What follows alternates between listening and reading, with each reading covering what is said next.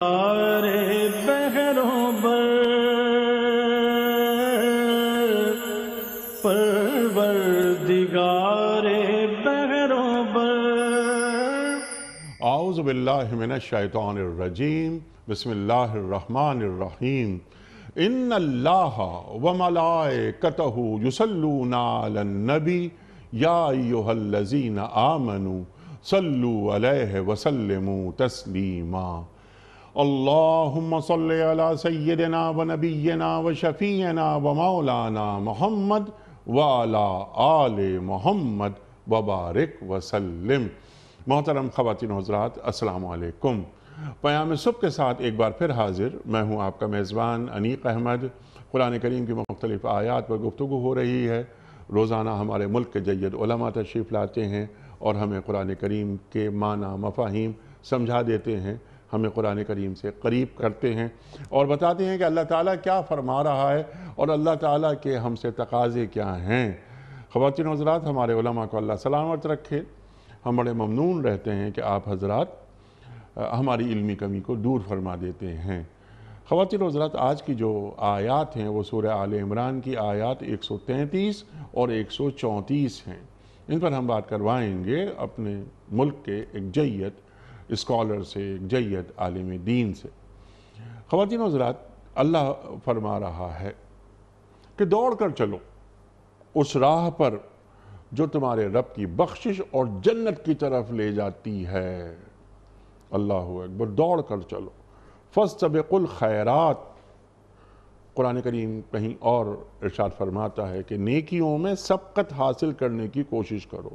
یہاں پر بات فرما رہا ہے کہ دوڑ کر چلو اس مغفرت کی طرف، رب کی بخشش، جنت۔ یہاں پر کیا اسباب مغفرت اختیار کرنے کی بات کی جا رہی ہے؟ ایک سوال یہ رکھیں گے اپنے معزز مہمان کی خدمت میں، اور وہ جنت کی بات ہو رہی ہے کہ جنت کی طرف لے کر جا رہی ہے۔ جنت جس کی چوڑائی، عرض کی بات ہو رہی ہے کہ چوڑائی زمین اور آسمانوں کے برابر ہے۔ 7 زمینیں، 7 آسمان۔ یہ بھی ایک سوال رکھیں گے کہ جنت کی جو چوڑائی ہے اس کا ذکر کیا جا رہا ہے، تو جنت کا کچھ احوال ہمارے معزز مہمان ہمیں تعلیم کریں گے۔ پھر اللہ فرما رہا ہے کہ اعدت للمتقین، یعنی وعدہ ہے، اللہ تعالیٰ کا وعدہ ہے متقیوں کے ساتھ، جنہوں نے کیا کی کہ ایک تو مغفرت، اسباب مغفرت حاصل کر لی ہے اور دوڑ کر چلے اس راہ پر جو جنت کی طرف جا رہی ہے۔ اعدت للمتقین الذین ينفقون فی السراء والضراء، یہ وہ لوگ ہیں، اب صفات مومنین کی بتائی جا رہی ہیں، وہ کون سے اوصاف اللہ تعالیٰ ان میں دیکھنا چاہتا ہے۔ یہ وہ لوگ ہیں کہ جو بدحال ہوں یا خوشحال اللہ کی راہ میں خرچ کرتے ہیں۔ وَقَاظِمِينَ الْغَيْظَ، جب غصہ آتا ہے تو کیا کرتے ہیں؟ غصے کو پی جاتے ہیں۔ اللہ اکبر، عَافِينَ عَنِ النَّاسِ، لوگوں کے قصور معاف کر دیتے ہیں۔ واللہ یحب المحسنین، اللہ تعالیٰ احسان کرنے والوں کو اپنا محبوب بنا لیتا ہے۔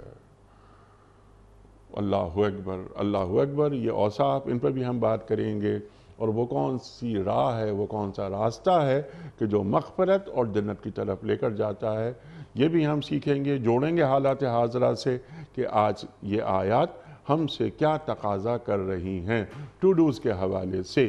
کیا ہم اپنے معاشرے میں لوگوں کے قصور معاف کر رہے ہیں؟ ہم اپنے غصے کو پی رہے ہیں؟ وغیرہ وغیرہ۔ جب تک ہم اپنے غصے کا اظہار نہ کر لیں، اپنا ایک آمرانہ انداز ہم تھوپ نہ دیں، ہمیں چین نہیں آتا، ہماری انا کو تسکین نہیں ہوتی۔ اللہ تعالیٰ ہمیں کیسا دیکھنا چاہتا ہے؟ نرم دل، شائستہ، انسانوں سے محبت کرنے والا، انسانوں کے قصور کو معاف کر دینے والا۔ خواتین و حضرات، بہت ساری باتیں سیکھیں گے۔ ہمارے لیے بڑی خوشبختی کی بات تشریف فرما ہے اسلام آباد میں ہمارے ملک کے ممتاز اسکالر، عالم دین، مفسر قرآن، محترم ڈاکٹر حبیب الرحمان عاصم صاحب۔ ڈاکٹر صاحب، آپ کا بہت شکریہ، آپ تشریف لائے۔ خواتین و حضرات، کسی تعارف کی کوئی ضرورت نہیں، ہمارے ملک کا ممتاز نام محترم ڈاکٹر حبیب الرحمان عاصم صاحب۔ ڈاکٹر صاحب کو خوش آمدید کہتے ہوئے پروگرام کا آغاز اللہ تعالیٰ کے بابرکت نام سے سورہ آل عمران آیات 133 اور 134۔ اعوذ باللہ من الشیطان الرجیم، بسم اللہ الرحمن الرحیم۔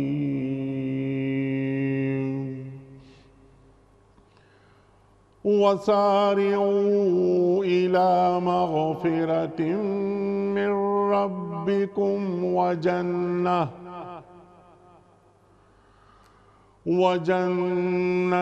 عَرْضُهَا السَّمَاوَاتُ وَالْأَرْضُ أُعِدَّتْ لِلْمُتَّقِينَ الَّذِينَ يُنفِقُونَ فِي السَّرَّاءِ وَالضَّرَّاءِ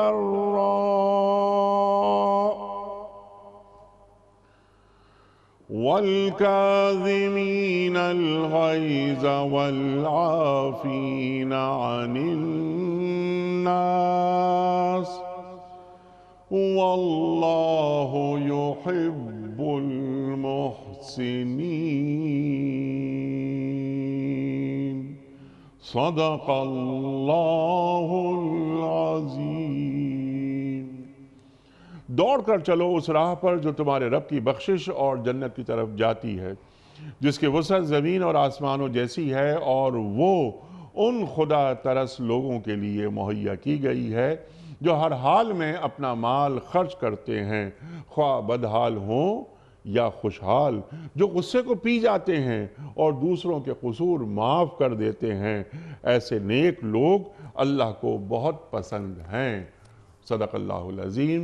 خواتین و حضرات، محترم ڈاکٹر حبیب الرحمن عاصم صاحب کی خدمت میں اس سے پہلے کہ ہم رکھیں آج کے پروگرام کے حوالے سے پہلا سوال، کل کے پوچھے گئے سوال کا درست جواب، اور آج کا سوال آپ کی خدمت میں۔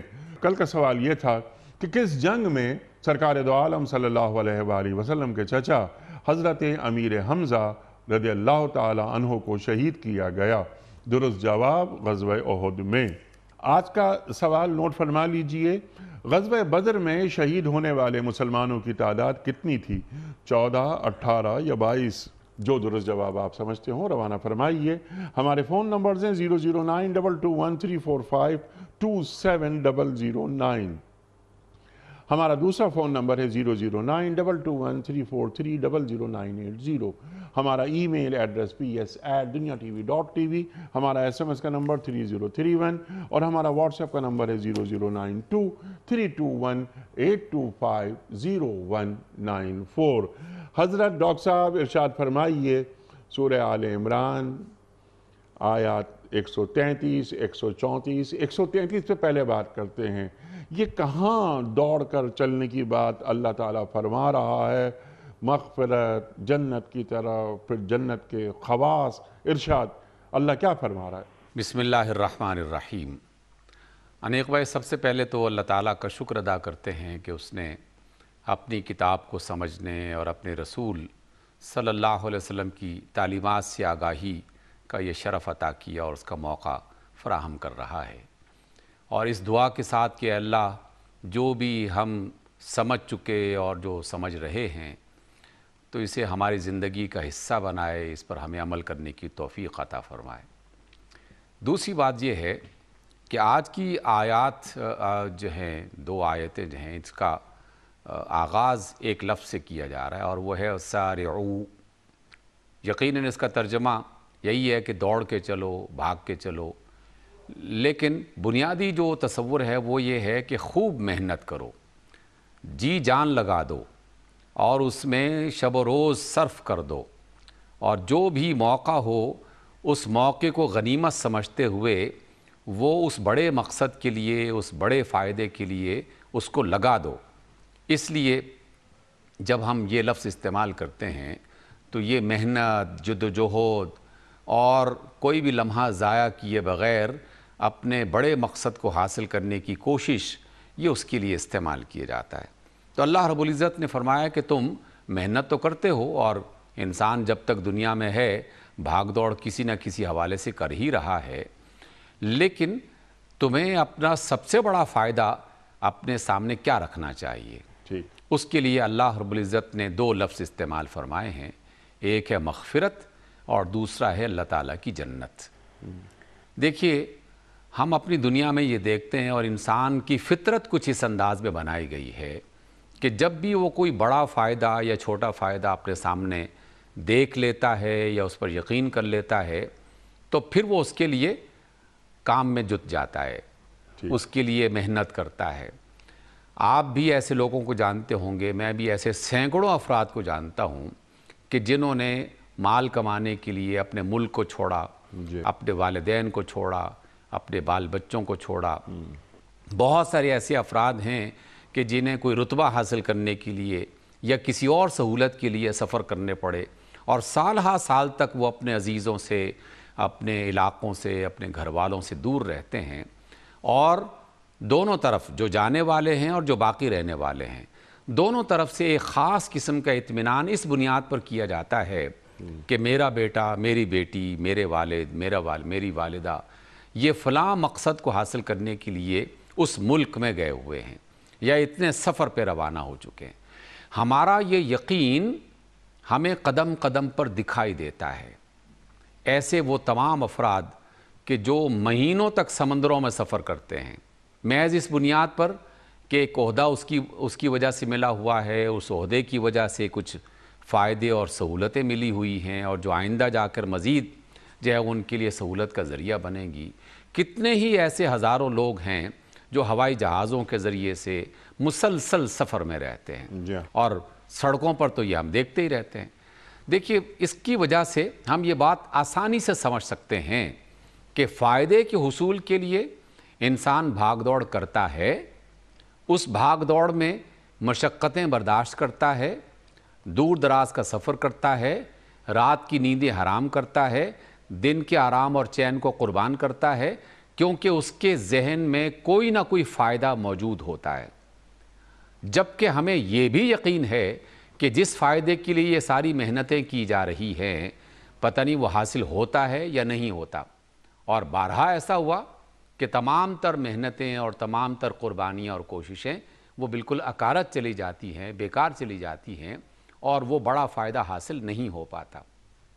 لیکن جب ہم اللہ کی بات پڑھتے ہیں یا سنتے ہیں یا کہتے ہیں تو پھر یہ شک ختم ہو جاتا ہے۔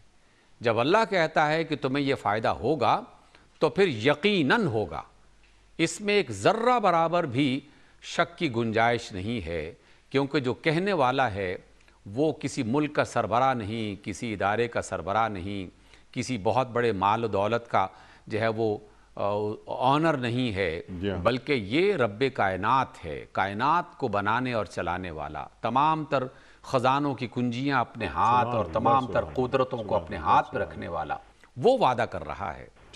کاش کہ ہمارے ایمان میں اس وعدے پر یقین اس طرح سے کامل ہو جائے یا کم از کم بڑھ جائے کہ جس کی بنا پر ہم اللہ کی مغفرت کو حاصل کرنے کے لیے اور اس کی جنتوں کو حاصل کرنے کے لیے وہ کچھ کرنا شروع کر دیں جو اللہ نے اپنی کتاب میں بتایا اور جو رسول اللہ صلی اللہ علیہ وسلم نے فرمایا۔ اچھا ڈاکٹر صاحب، یہ جیسا آپ نے بات فرمائی کہ یہاں پر مغفرت سے مراد یہ ہے کہ اسباب مغفرت سے مراد اعمال صالحہ، کہ تم اعمال صالحہ اختیار کرتے جاؤ، اسباب مغفرت اختیار کرتے جاؤ، اور میں تمہیں جنت کی طرف لے جاتا رہوں گا۔ جی کیا یہ تعلیم دی جا رہی ہے؟ اور اسباب مغفرت کیا ہیں؟ جیسے میں نے اعمال صالحہ رکھا آپ کی خدمت میں، کیا کرنا چاہیے کہ آدمی جنت کے وارثوں میں شمار ہو جائے؟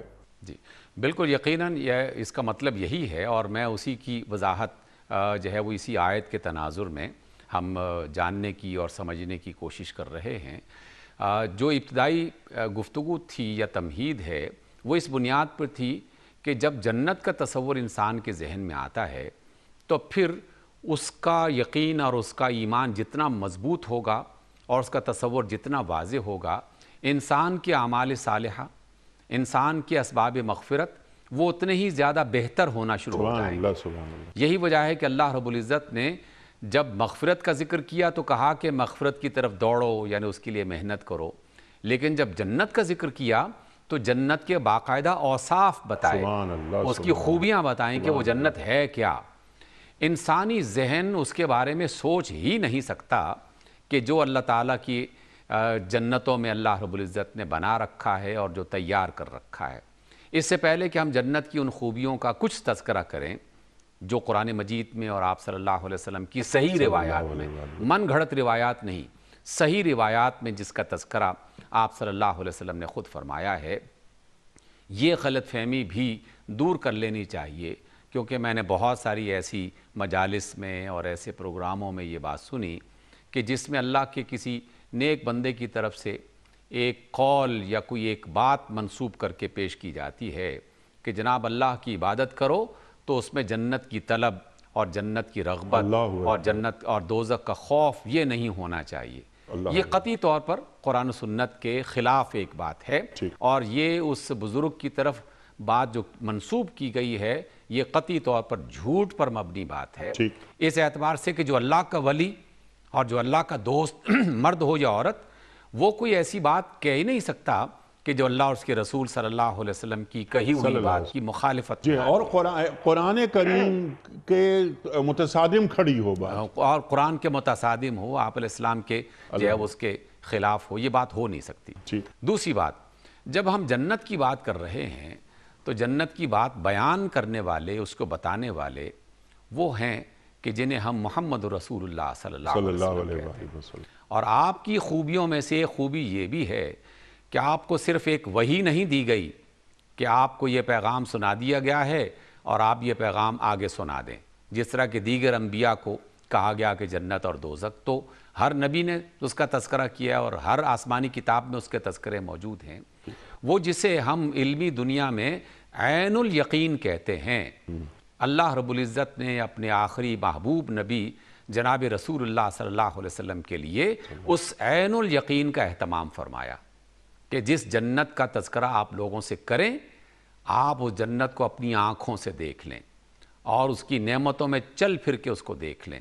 اس کی وجہ سے واقع معراج کی جتنی بھی روایات ہیں، ان تمام روایات میں جو مستند اور متفق علیہ باتیں ہیں، ان میں سے ایک متفق علیہ بات یہ بھی ہے کہ اللہ رب العزت نے اپنے حکم سے جناب جبریل علیہ السلام کی معیت میں جناب رسول اللہ صلی اللہ علیہ وسلم کو جنت کی باقاعدہ سیر کی، اور جس کی وضاحت آپ نے دنیا میں واپس تشریف لانے کے بعد ان کلمات میں کہی کہ جنت میں تمہارے لیے وہ نعمتیں ہیں کہ جسے نہ کسی آنکھ نے دیکھا، نہ کسی کان نے سنا، اور جس کا خیال کسی دل میں بھی نہیں آ سکتا، اس قدر عظیم الشان نعمتیں۔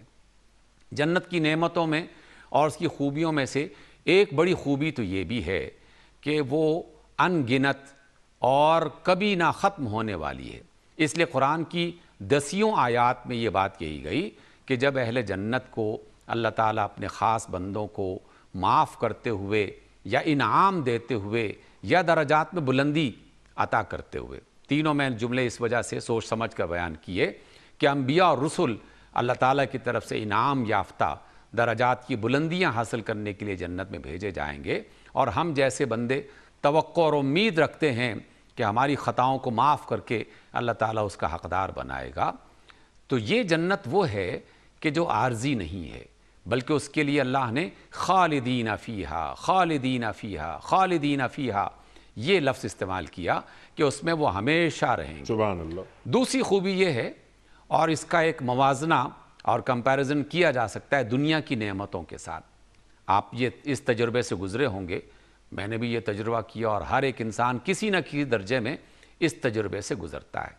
میں ایک چیز کی خواہش کرتا ہوں، وہ مجھے پسند ہے اور وہ مجھے حاصل ہو گئی، حاصل جب تک نہیں ہوئی تو میری طلب اور میری خواہش جس کیفیت اور جس درجے میں تھی، حاصل ہو جانے کے کچھ عرصے کے بعد وہ آہستہ آہستہ کم ہونا شروع ہو جاتی ہے۔ ایک بہت بڑا چمنزار ہے، سیر کی خواہش ہے، آپ ایک دن وہاں گھوم لیں، اگلے دن جی چاہتا ہے کہ کہیں اور جایا جائے۔ ایک بڑے اچھے مکان کی خواہش ہے، مکان میں رہنا شروع کر دیں، چند ہفتوں چند مہینوں کے بعد وہ ایک معمول کی بات ہو جاتی ہے۔ بہت اچھی گاڑی کی خواہش ہے، چند دن اور چند ہفتے گزرنے کے بعد وہ ایک معمول کی بات بن جاتی ہے۔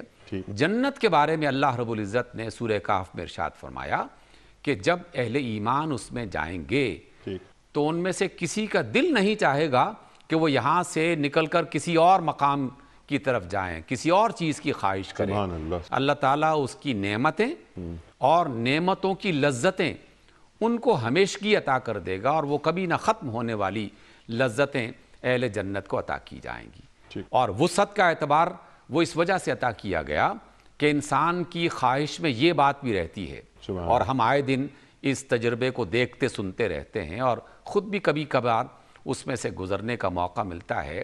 5 مرلے والا پلاٹ کسی کو ہے تو وہ 10 کی خواہش کرتا ہے، 1 کنال والا جو ہے وہ زیادہ بڑی کی خواہش کرتا ہے، ایک شہر میں مکان اور زمینیں بن چکی ہیں، زمینوں میں اضافے کا، کارخانوں میں اضافے کا، دولت میں اضافے کا، اس کی خواہش وہ کرتا رہتا ہے۔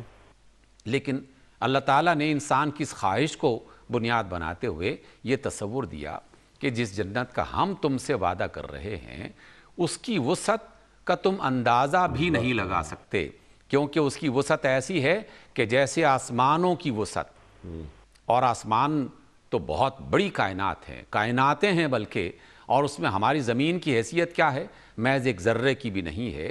یہی وجہ ہے کہ آپ صلی اللہ علیہ وسلم کی طرف سے جب جنت کے بارے میں بعض ایسے اقوال ملتے ہیں تو ابتدا میں آدمی کچھ پریشانی کا اظہار کرتا ہے کہ کیا ایسا بھی ہو سکتا ہے۔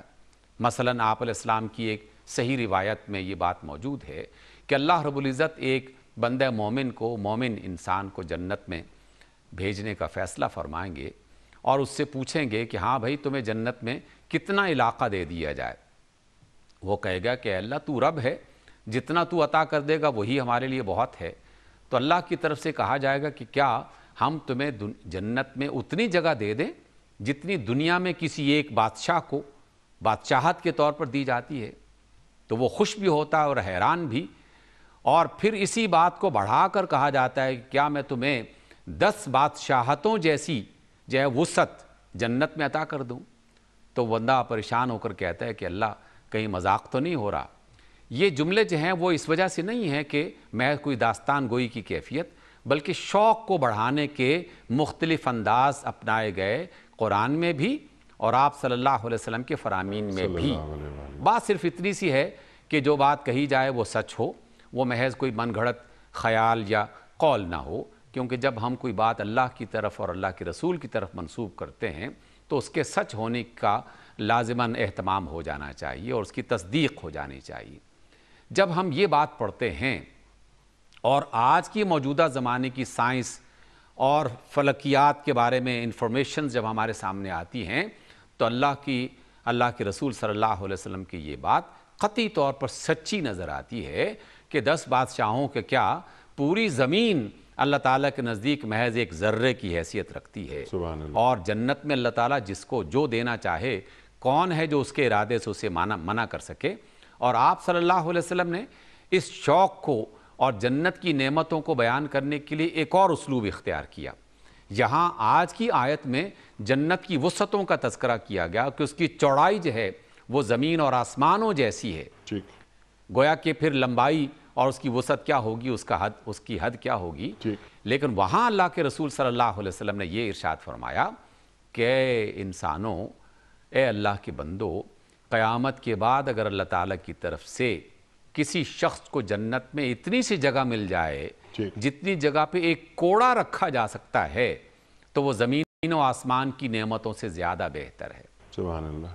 تو اللہ سے وہ رب کائنات ہے، اس لیے آپ علیہ السلام نے یہ بھی دعا فرمائی اور سکھائی کہ جب بھی اپنے اللہ سے مانگو تو اس کے بادشاہ ہونے کے تصور کو اور اس کے مالک الملک ہونے کے تصور کو سامنے رکھتے ہوئے زیادہ مانگو، جنت کی دعا نہ کرو بلکہ جنت الفردوس کی دعا کرو، اور اپنے لیے دعا نہ کرو، اپنے سارے خاندان والوں کے لیے، اپنے احباب کے لیے، اہل ایمان کے لیے، اللہ کے بندوں کے لیے دعا کرو۔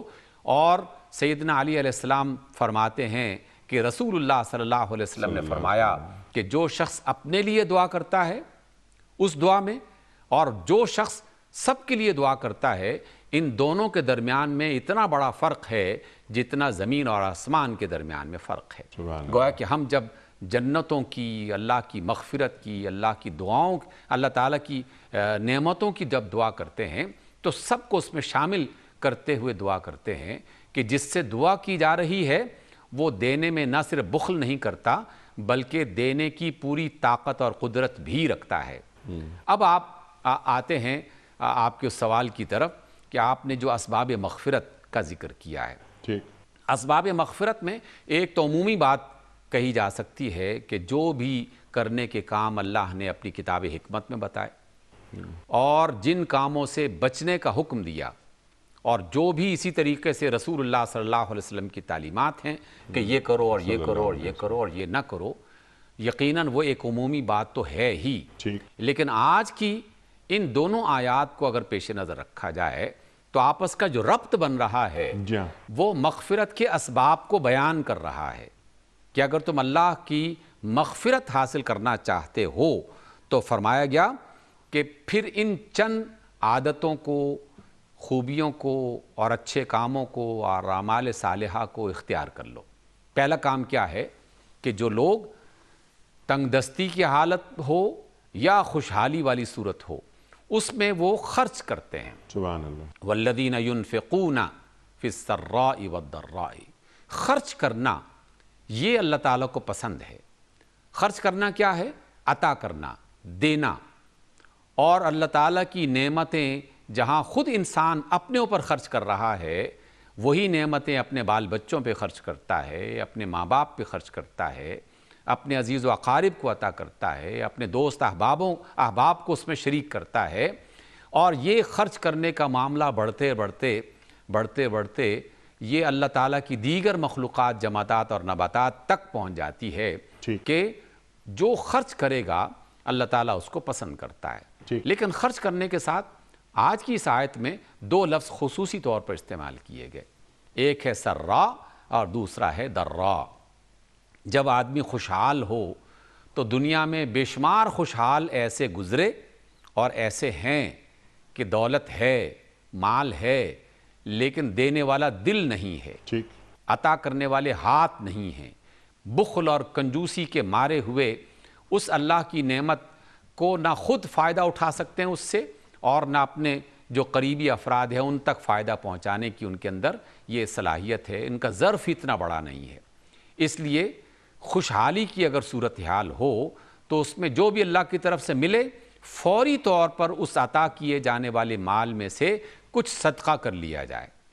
جو نعمت ملی، جو تنخواہ ملی، جو مال ملا، جو بھی چیز میسر آئی، حتیٰ کہ کھانا جو عطا کیا جاتا ہے اللہ تعالیٰ کی طرف سے، جس کے اسباب دنیا میں انسان ہی بناتے ہیں لیکن وہ اللہ کے فیصلے ہوتے ہیں، تو اللہ کے نیک بندے، اللہ کی محبت کرنے والے گھرانے وہ فوری طور پر کیا کرتے ہیں کہ اس پکائے ہوئے کھانے میں سے کچھ کھانا الگ کر دیتے ہیں اللہ کے بندوں کو اور اللہ کی مخلوق کو تقسیم کرنے کے لیے۔ اور اگر کوئی شخص تنگ دست ہے، تنگ دستی کے عالم میں خرچ کرنا اور زیادہ مشکل ہو جاتا ہے، لیکن اللہ نے یہ لفظ بھی یقیناً کسی حکمت کی بنیاد پر ہی یہاں لکھا ہے، کیونکہ اللہ کے جو نیک بندے ہیں، اللہ تعالیٰ کے جو پسندیدہ افراد ہیں، ان کے درجات بھی ان سے متعین ہوتے ہیں، اس سے اندازہ ہوتا ہے کہ میرے پاس 1,00,000 روپیہ ہے، میں نے اس میں سے اگر چند سو یا چند ہزار خرچ کر بھی دیے تو اس کا امکان ہے اور یہ ہو بھی سکتا ہے، لیکن ہے ہی میرے پاس گنے چنے الف جو ہے وہ مال کی صورت جس میں مہینہ بمشکل جو ہے وہ پورا ہوتا ہے، لیکن اللہ کی طرف سے اس بات کو سمجھتے ہوئے میں اللہ کے بندوں میں اگر تقسیم کرتا ہوں اور یہ توقع کرتا ہوں کہ اللہ تعالیٰ اس کے بدلے میں مجھے عطا کرے گا، یہ توقع ایمان کی بنیاد اگر اختیار کر جائے تو پھر رسول اللہ صلی اللہ علیہ وسلم ہمیں تسلی دیتے ہوئے دکھائی دیتے ہیں۔ آپ علیہ السلام نے فرمایا کہ میں اس رب کی قسم کھا کے یہ بات کہتا ہوں جس کے ہاتھ میں میری جان ہے کہ کسی بندے کا مال خرچ کرنے سے کم نہیں۔ سبحان اللہ، سبحان اللہ۔ اور ایک کھجور، یہ صدقے کی کھجور جو اللہ کے نام پہ خرچ کی جاتی ہے، انسانیت کی خدمت میں خرچ کی جاتی ہے، لیکن اخلاص ساتھ شامل ہو، تو یہی کھجور ڈاکٹر صاحب اللہ کے رسول فرما رہے ہیں صلی اللہ علیہ وآلہ وسلم بڑھتے بڑھتے احد پہاڑ کے برابر ہو جاتی ہے۔ جی، آپ علیہ السلام کا یہ فرمان بھی ایک اور حوالے سے ملتا ہے کہ لوگوں جنت کے حقدار بن جاؤ، چاہے کھجور کا ایک ٹکڑا ہی تمہیں خرچ کر کے اس میں جانے کا موقع کیوں نہ مل رہا ہو۔ گویا کہ اللہ تعالیٰ کے نزدیک کسی بھی نیکی کو بڑھانا اور اس کو پال پوس کے زیادہ کر دینا یہ کوئی مسئلہ نہیں ہے، یہ تو اس کا اختیار ہے، وہ مالک ملک ہے۔ اخلاص کی بنیاد پر معمولی سا خرچ کیا جانے والا کام اور مال اور دیا جانے والا پانی کا ایک گھونٹ، کھانے کا ایک لقمہ، اپنا لباس، جو بھی چیز انسان اللہ تعالیٰ کی محبت میں پورے اخلاص کے ساتھ، ریاکاری کے بغیر، دکھاوے کے بغیر، اللہ کی رضا حاصل کرنے کے لیے، رسول اللہ صلی اللہ علیہ وسلم کی قربت حاصل کرنے کے لیے خرچ کرتا ہے تو رب ذوالجلال کو یہ بات انتہائی پسند ہے، اور اس کا وعدہ ہے کہ وہ ایک کے بدلے میں 10، ایک کے بدلے میں 70، ایک کے بدلے میں 700 اور ایک کے بدلے میں ان گنت عطا کرتا ہے۔ اللہ کی ذات کسی کا قرض اپنے ذمے رکھتی نہیں ہے، اس لیے اللہ تعالیٰ اس دینے والے کو اس سے زیادہ، اس کی سوچ سے زیادہ بڑھ کر اس کو عطا کرتے ہیں۔ البتہ اللہ تعالیٰ کی سنتوں کو وہی جانتا ہے، اس کے طریقوں کو وہی جانتا ہے۔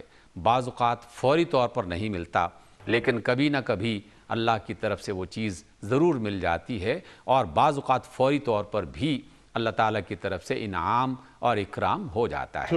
اس اعتبار سے یہ وہ جو اسباب مغفرت ہیں ان میں سے ایک سبب مغفرت یہ ہے کہ مال کم ہو یا زیادہ، غربت کی حالت ہو یا خوشحالی، دونوں میں اللہ کے بندوں میں اور اللہ کے مخلوق میں خرچ کرنے کے عمل کو اختیار کیا۔ سبحان اللہ، یعنی اللہ تعالیٰ کو اپنی زندگیوں میں شامل رکھیں، بلکہ اللہ تعالیٰ کو ترجیح اول بنا دیں۔ بے پناہ دولت ہے یا بے پناہ غربت ہے، اللہ تعالیٰ شریک زندگی رہے، میرے ہر عمل میں میرے ساتھ رہے، اللہ تعالیٰ کو یہ ایسے بندے مطلوب ہیں۔ اچھا ڈاکٹر صاحب، بہت زیادہ دولت ہوتی ہے تو اللہ تعالیٰ کو بھلا دیا جاتا ہے، اور بہت زیادہ غربت ہو جاتی ہے تب بھی بھلا دیا جاتا ہے کہ اب اتنے زیادہ ہم غریب ہیں، بہت کم ہمارے حالات، یعنی اتنے اچھے نہیں ہیں حالات کہ ہم کم بھی خرچ کریں تو وہ ہمارے پاس سے اور ختم ہو جائے گا۔ تو دونوں صورتوں کو اللہ تعالیٰ یہاں واضح کر رہا ہے کہ جناب والا جیسے بھی حالات ہوں خرچ کرو۔ حضرت علی کرم اللہ وجہہ کا قول یاد آیا ہے کہ جب تمہارے حالات خراب ہوں تو تم صدقہ دے کر اللہ سے تجارت کر لو۔ پھر اللہ کس طرح بڑھاتا ہے مال کو، اسباب کو، دولت کو، اللہ اکبر۔ ڈاکٹر صاحب، یہ کاظمین الغیظ اہل جنت خوبیاں ایک یہ بھی بتائی جا رہی ہے کہ غصہ آتا ہے انہیں، ایسا انسان ہے یہ، غصہ آتا ہے، لیکن یہ اللہ کی رضا کے لیے، اللہ کی محبت کو حاصل کرنے کے لیے اپنے غصے کو پی جاتے ہیں۔ عافین عن الناس پہ بعد میں بات کروائیں گے آپ سے۔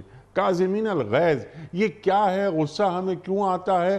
کیا یہ شیطانی عمل ہے؟ اگر غصہ ہمیں آ جائے، ظاہر انسان ہیں ہم، تو ہمیں ہمارا دین کیا تعلیم کر رہا ہے کہ ہمیں کیا پڑھنا چاہیے؟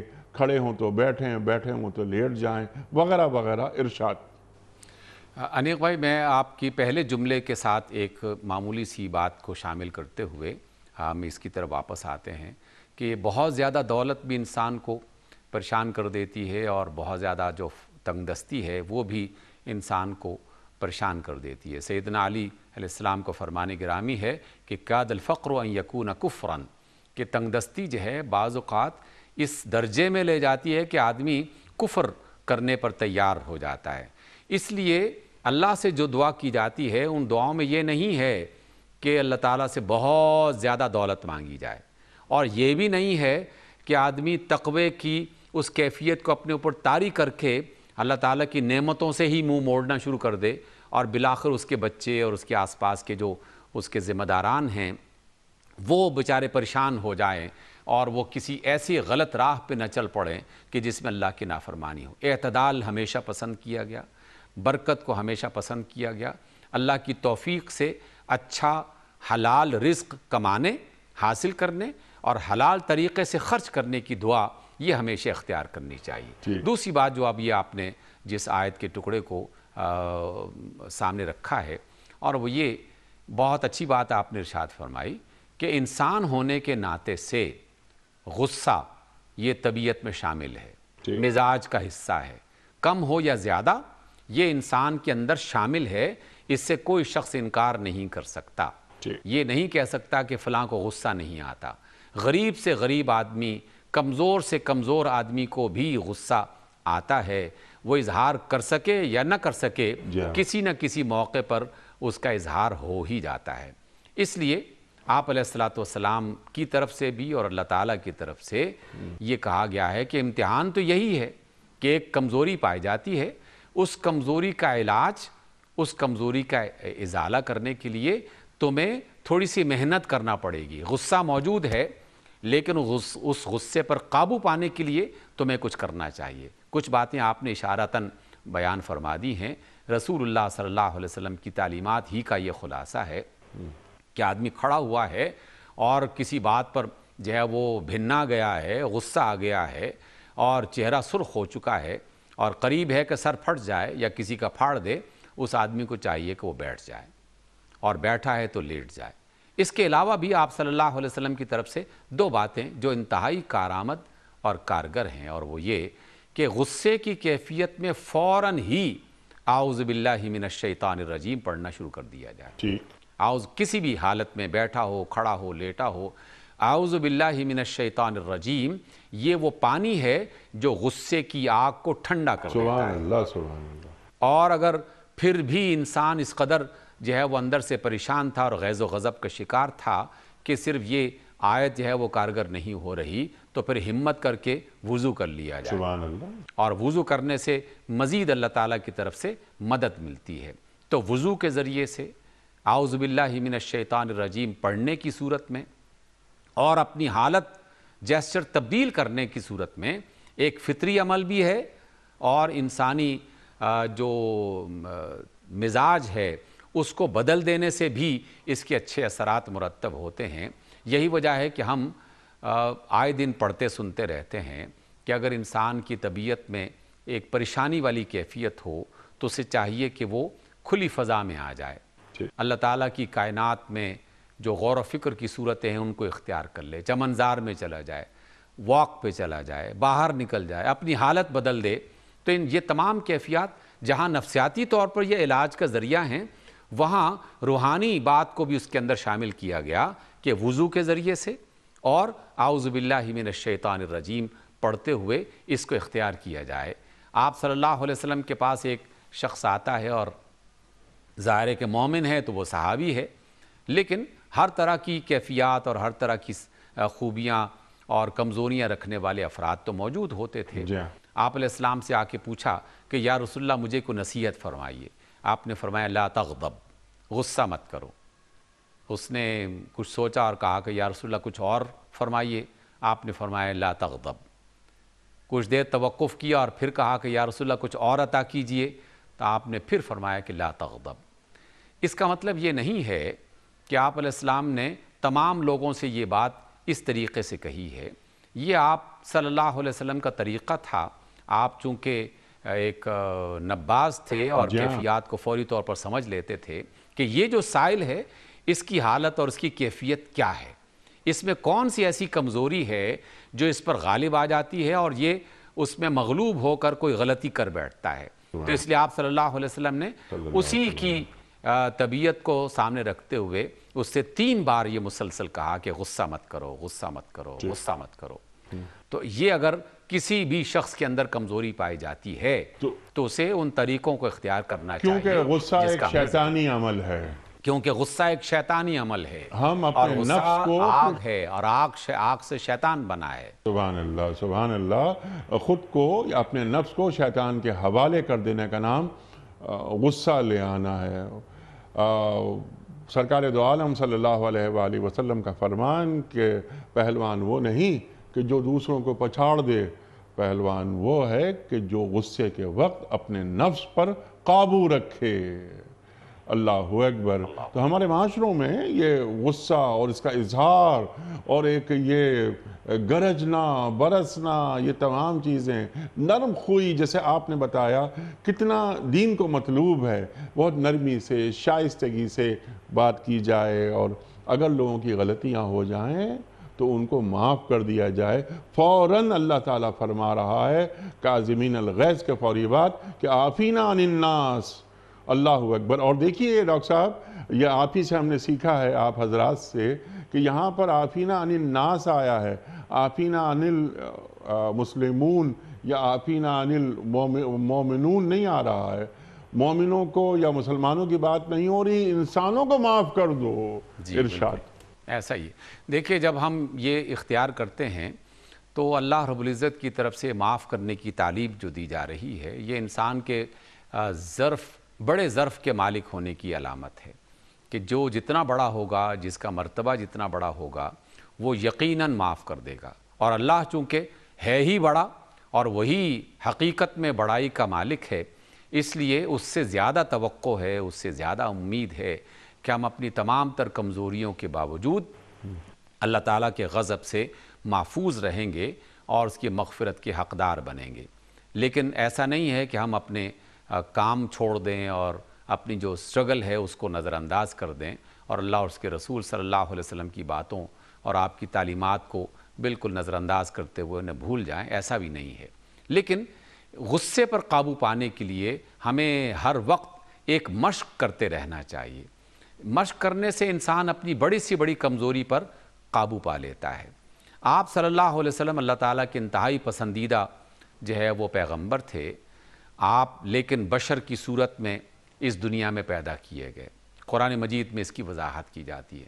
اصحاب رسول صلی اللہ علیہ وسلم نے جناب رسول اللہ صلی اللہ علیہ وسلم کی صفات بیان کرتے ہوئے ایک بات یہ بھی بیان کی ہے، اور وہ یہ کہ ہم آپ صلی اللہ علیہ وسلم کے چہرے کو دیکھ کر ہی فوراً پہچان لیتے تھے کہ اس وقت آپ کس کیفیت میں ہیں۔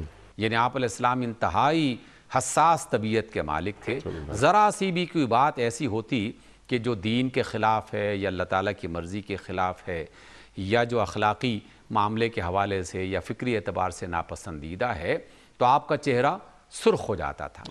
اور اصحاب رسول محض چہرے کی سرخی کو دیکھ کر بات کو پہچان جاتے تھے کہ یہ بات ٹھیک نہیں ہو رہی، یہ کام ٹھیک نہیں ہو رہا۔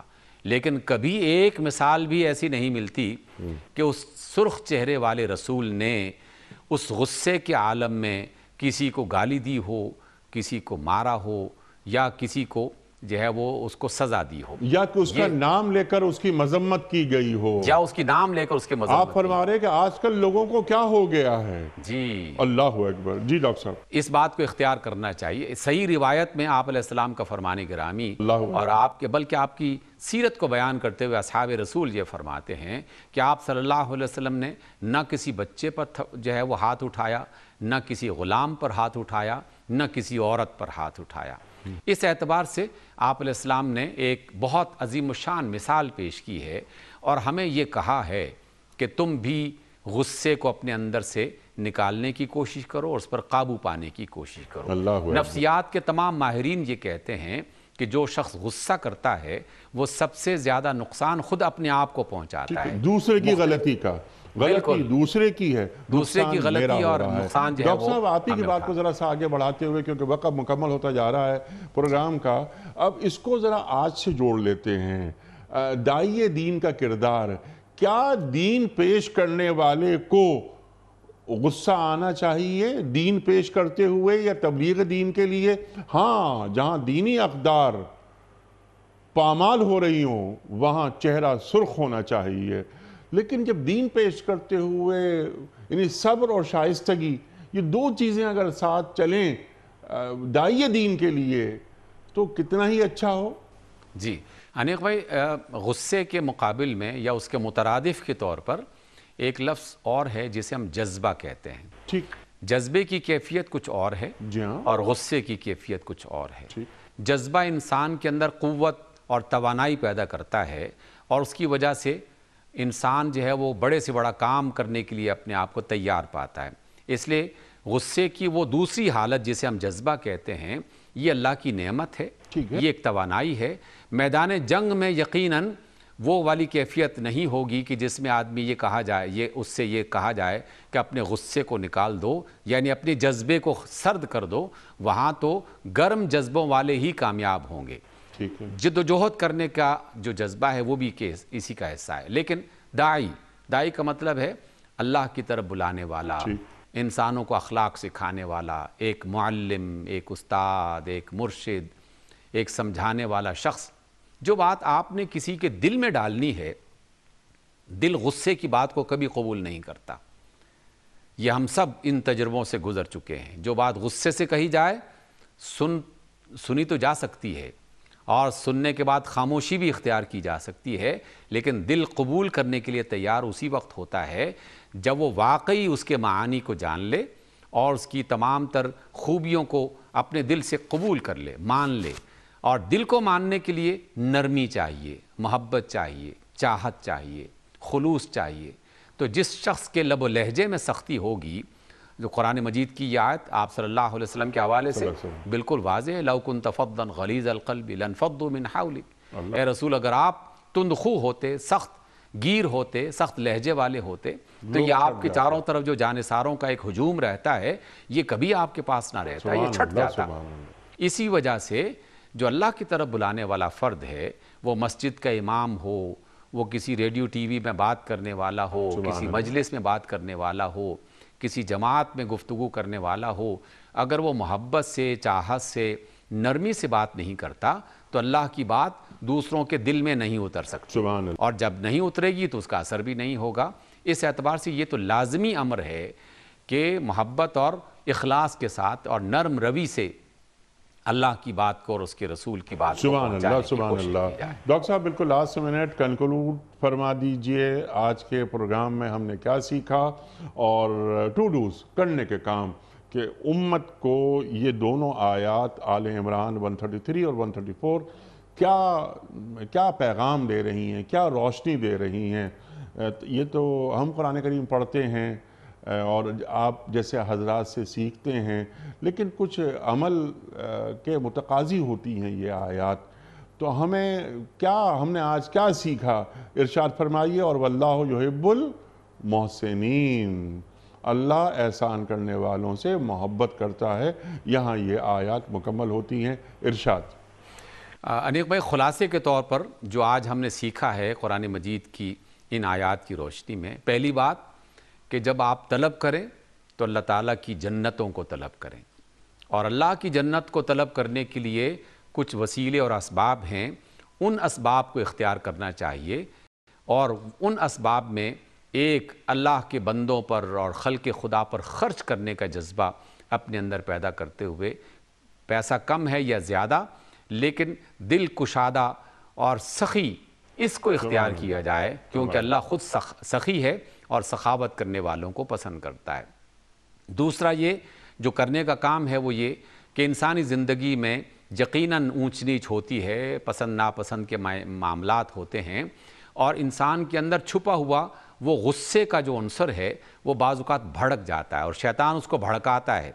جہاں کہیں غصہ آئے کسی بھی سبب سے، کسی دوسرے کی حماقت کی سبب سے، کسی اور وجہ سے، تو اس کو معاف کرنے کا جذبہ اپنے اندر پیدا کرتے ہوئے اللہ تعالیٰ کی اس امید کو سامنے رکھا جائے کہ جس نے معاف کیا اسے معاف کیا جائے گا، جس نے رحم کیا اس پر رحم کیا جائے گا، اس لیے اس کو اختیار کیا جائے۔ اور جو آخری جو آیت ہے جو ہمیں کرنے کی ہے وہ بہت ہی بڑی ہے، اس کی وضاحت کے لیے ایک پورا پروگرام چاہیے۔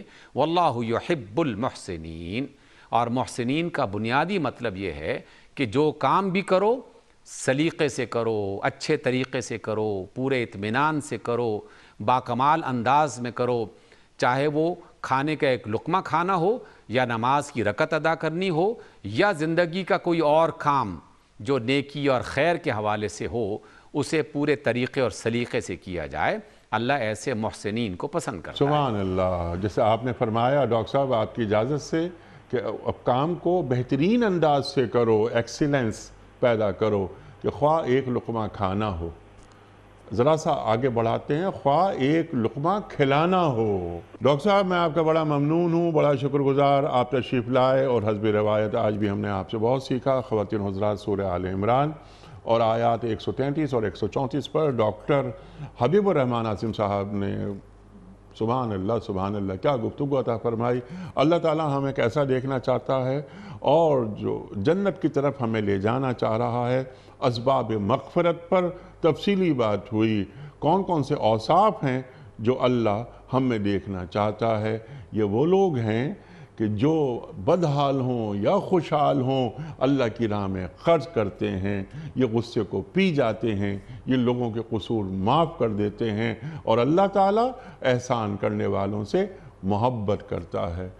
یہ اوصاف اگر ہم میں آ جائیں تو ہم اللہ کے محبوب ہو جاتے ہیں۔ اللہ کا محبوب ہو جانا کتنی بڑی بات ہے۔ ڈاکٹر صاحب ایک بار پھر آپ کا شکریہ۔ کوئز کل کا سوال یہ تھا کہ کس جنگ میں سرکار دو عالم صلی اللہ علیہ وآلہ وسلم کے چچا حضرت امیر حمزہ رضی اللہ تعالی عنہ کو شہید کیا گیا؟ درست جواب غزوہ احد۔ آج کا سوال نوٹ فرما لیجئے۔ غزوہ بدر میں شہید ہونے والے مسلمانوں کی تعداد کتنی تھی؟ 14، 18 یا 22؟ جو درست جواب آپ سمجھتے ہوں روانہ فرمائیے۔ ہمارے فون نمبرز ہیں 00922134527 009۔ ہمارا دوسرا فون نمبر ہے 009221343000980۔ ہمارا ای میل ایڈریس ps@dunyatv.tv۔ ہمارا SMS کا نمبر 3031 اور ہمارا واٹس ایپ کا نمبر ہے 009232182500194۔ وقت ہے قرآن اندازی کا۔ کراچی میں کیونکہ مہمان کوئی نہیں اس لیے میں یہ کام کر رہا ہوں۔ پروفیسر ڈاکٹر زاہد پرویز میاں، ٹاؤن شپ لاہور، آپ کی خدمت میں دنیا ٹی وی کی جانب سے دینی کتب پر مشتمل یہ گفٹ ہیمپر آپ کی خدمت میں روانہ کیا جا رہا ہے بذریعہ کوریئر۔ آپ کو بہت بہت مبارک ہو۔ اختتام ہوتا ہے پیام صبح کا روزانہ ایک قول پر، اور وہ قول ہوتا ہے صاحب نہج البلاغہ امیر المومنین حضرت علی مرتضیٰ کرم اللہ وجہہ کا۔ آپ فرماتے ہیں کہ تمہارے لیے ضروری ہے کہ راہ راست پر چلو کیونکہ اس سے تمہیں عزت ملے گی۔ تمہارے لیے ضروری ہے کہ راہ راست پر چلو کیونکہ اس سے تمہیں عزت ملے گی۔ سبحان اللہ سبحان اللہ۔ اپنے میزبان انیق احمد کو کل تک کے لیے اجازت دیجیے۔ خدا حافظ۔ پروردگار